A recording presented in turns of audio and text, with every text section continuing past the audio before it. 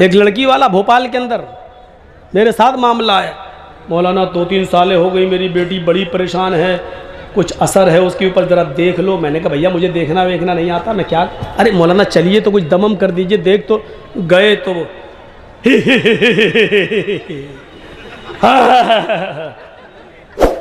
मैंने कहा यार ये तो बड़ी आंखें फाड़ रही है, कहीं कच्चा ना चबा जाए।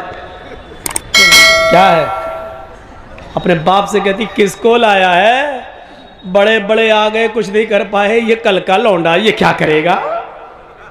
मैंने कहा यार ये तो अभी सुना रही है उल्टी सीधी। मैंने भी एक अंधेरे में तीर मारा, मालूम तो था नहीं लेकिन अंधेरे में तीर मारा। मैंने कहा यहाँ अपनी कमज़ोरी साबित मत करो।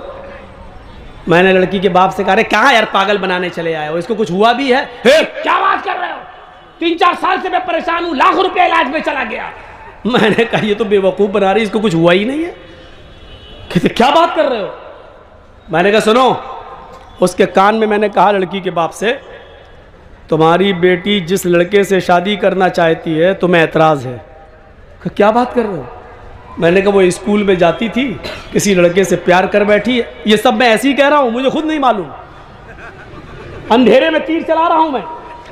मैंने कहा कि उस लड़की का प्यार हो गया और तुम्हें पता चल गया, तुम शादी नहीं होने दे रहे हो, इसलिए वो सब ड्रामा कर रही है, शायद मेरे बाप इस ड्रामे से तंग आ जाएं और हमारी शादी उसी के साथ कर दें। कि मौलाना ये बात तो सही है कि उसको किसी लड़के से प्यार हुआ है, लेकिन वो ऐसा क्यों करेगी। अब हमें कड़ी मिल गई, कड़ी ये मिल गई कि बाप ने इस बात को कबूल कर लिया कि हाँ किसी लड़के से प्यार हुआ है। मैंने कहा ये प्यार का मैटर है। मैंने कहा चलो जर्जीस दिल में सोचा इसका इलाज करके देखो, बस एक अंधेरे में तीर।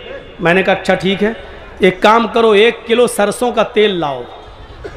वो लोग ले आए जल्दी से। मैंने उन्हीं के सामने कहा स्टोव जलाओ, स्टोव जला दिया। मैंने कहा कि इस तेल को कढ़ाई में गरम करो। वो गरम होने लगा, उबलने लगा, खोलने लगा। जब लड़की देख रही है हंसे, जब खूब खोल गया, उबल गया, तो मैंने लड़की के बाप से और उसके भाई से कहा कि दोनों भाई मिलकर इसके दोनों हाथ पकड़ लो, और लड़की के बाप से कहा कि तुम इसका सर मजबूती से पकड़ लो। बोले क्या करोगे। मैंने कहा मैं बताता हूँ। मैंने कटोरी में ऐसे तेल लिया और मैंने आगे बढ़ा, खोलता हुआ तेल। कहने लगे क्या करोगे। मैंने कहा वो इस लड़की के कान में मैं डालूंगा ये तेल। बोले क्यों। मैंने कहा जो शैतान इसके अंदर घुसा हुआ है वो कान और आंख के रास्ते से अभी निकल के भागता, तुम देखिएगा। मैं इस लड़की के कान में डालता हूँ ये तेल, खोलता हूँ, पकड़ो कस के। जैसे हम लेके आगे बढ़े, हमने कहा पकड़ो पकड़ो।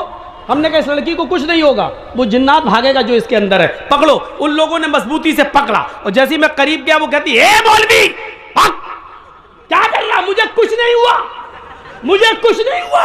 अबे मेरे कान फाड़ेगा, मेरे पर्दे फाड़ेगा, अरे मुझे कुछ नहीं हुआ। मैंने कहा देखो ये तो कह रही कुछ नहीं हुआ। मैंने कहा बता कब से बेवकूफ बना रही है, अपने आप सब कह। मैंने जल्दी बता नहीं तो अभी 3 साल से। क्यों, हमारी शादी नहीं होने दे रहे हैं वहाँ। हमने देखा 3 साल से ड्रामा कर रही है, 3 साल से। बजाय इसके कि तुम अपने घरों में अपनी जवान बेटियों का इलाज कराने के लिए किसी मस्जिद के इमाम, तावीज गंडे, झाड़ फूक करने वाले को बुलाकर लाओ, उससे पहले ये तजर्बा करके भी देख लो, देखो कैसे भूत और पलीत उसके ऊपर से भागता है। लाते हो कठमुल्ला को, वो कहता है जिन्नात है, 40 दिन तक सूरह जिन पढ़ना पड़ेगी। आप कहते हो मुझे मालूम नहीं है। मौलाना साहब आप घर पे आ जाइएगा, 40 दिन पढ़ लीजिएगा, 40 दिन के बाद आपको मजदूरी मिल जाएगी। 40 दिन तक वो पढ़ता रहा, आप ऑफिस में जाते हैं, 20 ही दिन हुए, पता चला बेटी भी गई या बीवी भी था तो बीवी भी गई, वो मौलवी भी गया, और बेटी या बीवी तिजोरी का ताला तोड़ के पैसा और सोना जेवर भी लेके भाग गई। दरवाजा किसने खोला। अपनी बेटी के पास बैठाकर सूरह जिन पढ़ने का दरवाजा कौन खोला। मौलवी था, कोई फरिश्ता तो था नहीं। क्यों, वो बहक नहीं सकता था। क्यों नहीं बहक सकता है, इंसानी तो है, दरवाजे तो तुम खोलते हो। दरवाजे तो हम खोलते हैं मौलवियों को घर में आना, बेटियों के पास बिठाना, ट्यूशन पढ़वाना, जवान बच्चियों के साथ बिठा देना है। कब से वो वाक़या नहीं सुना होगा आपने। ट्यूशन पढ़ाता था एक मौलवी बेचारा, 45 साल का 50 साल का, पढ़ाता था कुरान किसको, 18-20 साल की लड़की को। और धीरे धीरे वो लड़की खूबसूरती मौलवी के दिल में आ गई। अच्छा हुआ, तो सही से सेटिंग ही नहीं बनाई जाती। 45-50 साल का मौलवी 18 साल की लड़की पर फिदा हो गया। अब वो डायरेक्ट कैसे कहते कि मौलाना बेटी बेटी बेटी कह के पढ़ाता था, कैसे कहते कि हमें तुमसे प्यार है। उसने वजीफा करा, सिफली अमल करा और खाने पीने की किसी चीज पर फूंकता रहा 11 दिन तक, फू फू फू फू सिफली अमल। और गया और कहने लगा, बेटी तुम बहुत खूबसूरत हो, तुम पर किसी की नज़र न लगे, इसलिए मैं ये चीज़ पढ़ के लाया हूँ, इसको तुम खा लेना। और वो था जो खा ले तो वो दीवानी हो जाए। सिफली अमल, गंदा अमल, जादू टोना। उस लड़की ने कहा ठीक है मौलाना साहब, हम बाद में खा लेंगे। उसने कहा बेटी खा ज़रूर लेना। कहा ठीक है। उसने उठाकर रख दिया एक ताक में, भूल गई, नहीं खा पाई, सो गई। रात में हवा चली, वो नीचे गिर गई खाने की चीज़। सुबह उठी, उस लड़की ने झाड़ू दी, वो खाने की चीज़ भी कूड़े के साथ बाहर चली गई। और बाहर चली गई तो उसको खा गई एक कुतिया। बजाय लड़की के वो खा गई कुतिया।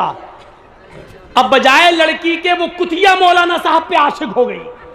जहां मौलाना साहब वहां कुतिया, जहां मौलाना साहब वहां कुतिया, जहां मौलाना साहब कुतिया। मौलाना साहब नमाज पढ़ने जा रहे, कुतिया भी मस्जिद की तरफ जा रही। मौलाना कहते कौन सी मुसीबत में फंस गए। बाद में पता चला कि मौलवी ने जिसके लिए कुआं खोदा था उसमें खुद गिर गया। मेरे भाइयों, आप किसी मौलवी से कहोगे मुझे फलां की लड़की से मोहब्बत है, फौरन दे देगा। और उसी मौलवी से कहोगे मुझे आपकी बेटी से मोहब्बत है, तो कमीना आ गया। जो चीज तुम अपनी बेटी के लिए पसंद नहीं कर रहे हो, दूसरों के लिए वो चीज कैसे बना के दे रहे हो तुम। आए मौलवी, मौलवी जर्जीस तुझे मौलवी नहीं कठमुल्ला मानता है, बिका हुआ मानता है, जमीर फरोश मानता है। मौलवी जर्जीस की नजर में तेरी कोई औकात नहीं है। मेरे भाइयों, ये ज़िम्नन बातें आ